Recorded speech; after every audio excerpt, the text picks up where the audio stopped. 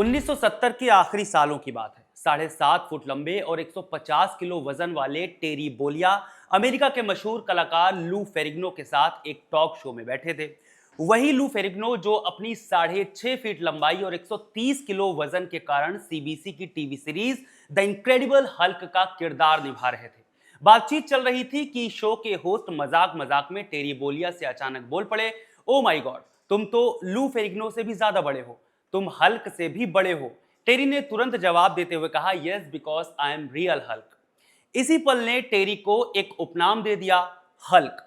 टेरी बोलिया जो अब हल्क बन चुके थे, उनके लिए कहा जाता था कि वो एक योद्धा हैं। उनके मजबूत शरीर और कद काठी के कारण उनके सामने कोई टिक नहीं पाता। हल्क की इसी दिलेरी के कारण WWE के संस्थापक विंस मैकमैहन ने उन्हें हॉगन माने युवा योद्धा कहकर बुलाया।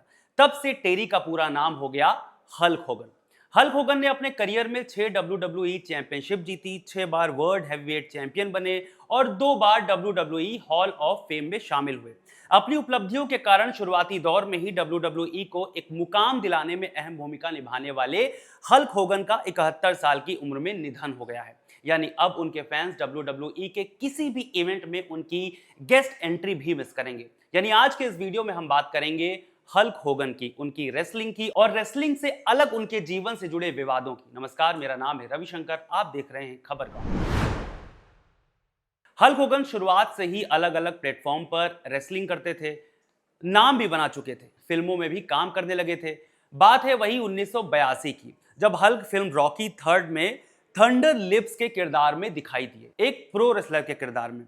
इस फिल्म के लिए हल्क की बहुत तारीफ हुई।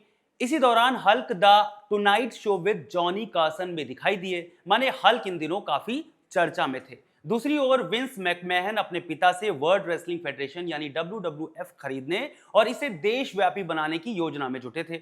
ऐसे में मैकमैहन को चाहिए थे ऐसे रेसलर्स जो बढ़िया लड़ते हों, खतरनाक दिखते हों और सबसे जरूरी, लोग उन्हें पहचानते हों। इस पूरे क्राइटेरिया में शायद ही हल्क से बेहतर कोई होता। फिर ये मैकमैहन की किस्मत ही थी कि उस वक्त हल्क अमेरिकन रेसलिंग एसोसिएशन यानी AWA के लिए रेसलिंग कर रहे थे और इस बात से निराश थे कि उन्हें कभी AWA का चैंपियनशिप टाइटल नहीं दिया गया, जिससे आमतौर पर ज्यादा कमाई होती थी। इन्हीं चीजों को टारगेट करते हुए मैकमैहन ने हल्क को ऑफर दिया और हल्क ने कबूल कर लिया। फिर क्या, मैकमैहन ने WWF खरीदा और देश भर से टैलेंट को अपनी ओर खींचना शुरू किया। होगन ने 1983 के आखिर में AWA का कॉन्ट्रैक्ट तोड़कर और कई डेट्स पर शोज को नो बोलकर WWF के साथ साइन किया। मैकमैहन ने जल्दी ही होगन को चैंपियन बना दिया। होगन रिंग में रियल अमेरिकन गाने के साथ आते, अपनी टी शर्ट फाड़ते, फैंस को कहते कि ट्रेनिंग करो, प्रार्थना करो और विटामिन लो, और हर महीने एक नए विलन को हराने का वादा करते। ये फॉर्मूला कई सालों तक हिट रहा। इस प्रो रेसलिंग को MTV और NBC ने इतना दिखाया कि अब इसे हर कोई जानने लगा था। पॉपुलैरिटी इतनी बढ़ गई कि WWF ने 6 हफ्ते में एक बार टेलीकास्ट वाले रूल को तोड़कर हर हफ्ते शनिवार को अपना स्लॉट बुक कर लिया। होगन के कारण प्रो रेसलिंग की बढ़ती पॉपुलैरिटी से मैकमैहन बहुत खुश थे, दोनों अच्छे दोस्त बन गए। यही कारण है कि 1989 में होगन ने मैकमैहन के प्रोडक्शन में फिल्मों में भी हाथ आजमाया, लेकिन सभी फ्लॉप रही। No holds barred, suburban commando और मिस्टर नैनी जैसी फिल्मों में काम करने वाला उनका किरदार बड़े पर्दे पर वैसा जादू नहीं चला जैसा बाद में ड्वेन जॉनसन और डेव बाटिस्टा जैसे रेसलर्स ने किया। 1991 में WWF से जुड़े एक अधिकारी डॉक्टर जॉर्ज जहोरियन थर्ड को अवैध रूप से स्टेरॉयड सप्लाई करने का दोषी ठहराया गया। जहोरियन पेंसिल्वेनिया में WWF मैचों के रिंग साइडर डॉक्टर भी थे। उनके ट्रायल में खुलासा हुआ कि उन्होंने WWF और कई रेसलर्स को स्टेरॉइड्स दिए थे। अगले साल यानी 1992 में होगन ने एक शो में कहा कि उन्होंने सिर्फ 3 बार, वो भी डॉक्टर की देखरेख में, मांसपेशियों की चोटों के लिए स्टेरॉइड्स लिए। इसके बाद तुरंत हंगामा मच गया। दूसरे रेसलर्स ने कहा कि होगन झूठ बोल रहे हैं। फैंस जो इन स्टार्स की मस्कुलर बॉडी देख चुके थे, होगन के झूठ से निराश हुए। उनकी लोकप्रियता कम होने लगी और कुछ जगहों पर उन्हें हूटिंग का सामना करना पड़ा। यानी अब होगन को अपनी पॉपुलैरिटी वापस पानी थी, जो रेसलिंग के लिए भी जरूरी थी। तो 1993 की रेसलमेनिया में हल्क अपने दोस्त ब्रूट्स बीफ केक के साथ टेड डिबियास और इरविन आर सिस्टर के खिलाफ उतरे। फैंस इस बात से अनजान थे कि प्लान आखिर में होगन को चैंपियन बनाने का था। आखिर में वही हुआ, मगर यहां पर शायद मैकमैहन और होगन फैंस की इच्छा को समझ नहीं पाए। माने होगन के जीतने के बाद भी फैंस का रिएक्शन ठंडा रहा।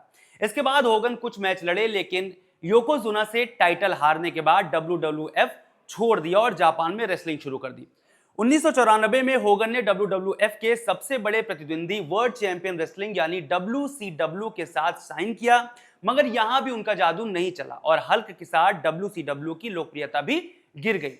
होगन ने साल 2000 में WCW छोड़ दिया और WWF में लौटकर द रॉक के साथ एक यादगार रेसलमेनिया मैच लड़ा, लेकिन पैसे के विवाद में फिर से चले गए। इसके बाद होगन दूसरी रेसलिंग कंपनियों में दिखे और 2005 में WWE हॉल ऑफ फेम में शामिल हुए। 2007 में उनका WWE में आखिरी मैच हुआ। हल्क होगन और उनकी पहली पत्नी लिंडा होगन का तलाक साल 2009 में हो गया था। लंबे वक्त के बाद साल 2025 में लिंडा ने कुछ पुरानी बातों को याद करते हुए हल्क होगन पर आरोप लगाए। लिंडा का कहना था कि हल्क अपनी ही बेटी की सहेली क्रिस्टियानो प्लांटे के साथ अफेयर रखा और उस अफेयर में सभी सीमाएं भी तोड़ दी। हल्क होगन पर लिंडा ने इमोशनली अब्यूज करने व परिवार को तोड़ने का आरोप भी लगाया। क्रिस्टियानो ने साल 2008 में एक इंटरव्यू में इस बात को स्वीकारा था कि उनके संबंध WWE सुपरस्टार हल्क होगन के साथ थे। हालांकि हल्क होगन अपनी आत्मकथा में इस बात का खंडन करते हैं। हल्क होगन पर जो सबसे बड़ा विवाद है वो है उनकी अपनी बेटी के साथ वायरल तस्वीरों का। हल्क होगन की बेटी ब्रूक ने अपना एक न्यूड फोटोशूट कराया था। उन फोटोज को प्रदर्शनी के लिए भी रखा गया था। हल्क होगन उस प्रदर्शनी में गए और अपनी बेटी की नग्न तस्वीरों के साथ मुस्कुराते हुए अपनी एक तस्वीर खिंचाई। यह तस्वीर जब सोशल मीडिया पर आई तो लोगों ने हल्क होगन को बहुत भला बुरा कहा।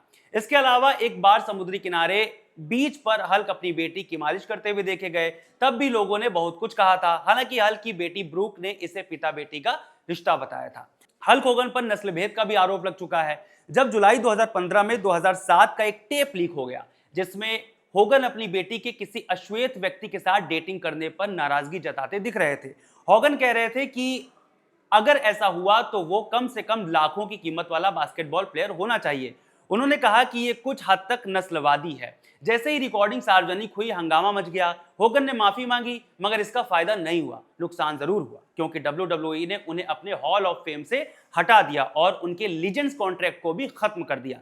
हालांकि होगन हमेशा कहते रहे कि उन्होंने इस्तीफा दिया था। हालांकि कुछ वक्त बाद WWE ने उन्हें हॉल ऑफ फेम में फिर से शामिल कर लिया। होगन फिर से WWE शोज में दिखने लगे, लेकिन ज्यादातर प्री टेप्ड अपीयरेंस में। जैसे हल्क ने 2021 में रेसलमेनिया 37 को होस्ट किया, लेकिन उन्हें हुटिंग का सामना करना पड़ा। उनकी आखिरी लाइव अपीयरेंस साल 2025 में 6 जनवरी को थी, जब वे नेटफ्लिक्स पर पहले मंडे नाइट रॉ में इनुइट डोम में दिखे। आपको बता दें कि इनुइट डोम कैलिफोर्निया में एक इंडोर एरिना है जहां खेलों का आयोजन होता है। जब होगन रिंग की तरफ आए तो भीड़ ने उन्हें जोरदार हुट किया। होगन हैरान रह गए और अपनी नई बियर का प्रचार करने के बाद बैकस्टेज चले गए। हालांकि बाद में हल्क ने हुटिंग का कारण बताया कि यह सब इसलिए हुआ क्योंकि वो डोनाल्ड ट्रंप का समर्थन करते हैं। दरअसल हल्क होगन खुद को अमेरिका के राष्ट्रपति डोनाल्ड ट्रंप का बड़ा समर्थक बताते हैं। जब ट्रंप चुनाव जीते तो हल्क होगन ट्रंप के एक कार्यक्रम में शामिल हुए थे और ट्रंप के जोशीले अंदाज की तारीफ करते करते अपनी टी शर्ट तक फाड़ दी थी, जिसके बाद में बहुत चर्चा हुई। खैर, रेसलिंग स्टार से कंट्रोवर्सी स्टार तक की जिंदगी जीने वाले हल्क अब हमारे बीच नहीं रहे। आपके जहन में अगर हल्क का कोई मैच हो या कोई किस्सा हो तो हमें कमेंट करके जरूर बताएं। बहुत शुक्रिया।